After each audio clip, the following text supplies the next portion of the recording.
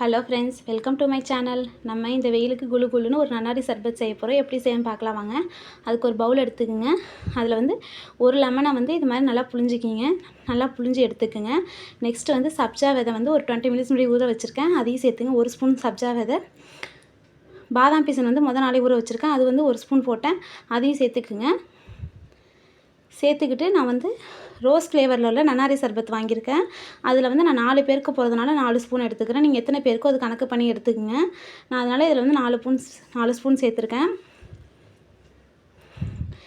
Next வந்து சர்க்கரை வந்து உங்களுக்கு அளவு எவ்வளோ தேவையோ அதுமாரி எடுத்துக்கங்க. நான் வந்து 4 ஸ்பூன் வந்து நன்னாரி சர்பத்துக்கு 2 ஸ்பூன் வந்து சர்க்கரை சேர்த்துருக்கேன். சர்க்கரை வந்து உங்களுக்கு நிறையா வேணும்னா இன்னும் கொஞ்சம் 1 ஸ்பூன் சேர்த்துக்குங்க. எனக்கு இது போதும் அப்படிங்கிறதுனால அது மட்டும் சேர்த்துருக்கேன். அதுக்கப்புறம் நான் ஐஸ் க்யூப் சேர்க்காம ஃப்ரிட்ஜில் வாட்டர் வந்து ஒரு 1/2 வச்ச ஃப்ரிட்ஜ் வாட்டர் தான் சேர்த்துருக்கேன். அப்போ தான் வந்து ஏன்னா நன்னாரியும் நமக்கு வந்து கூலிங், அதனால் நமக்கு ஒன்றும் செய்யாது. அதனால் ஃப்ரிட்ஜ் வாட்டர் லைட் ஐஸில் மட்டும் தான் சேர்த்துருக்கேன்.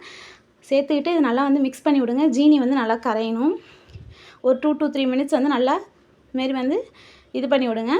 நெக்ஸ்ட்டு இதை எடுத்து சர்வ் பண்ணுங்கள். ரெடி ஆகிட்டு நம்ம நன்னாரி சர்பத் பசங்களுக்கு கொடுத்திங்கன்னா நல்லா விரும்பி சாப்பிடுவாங்க.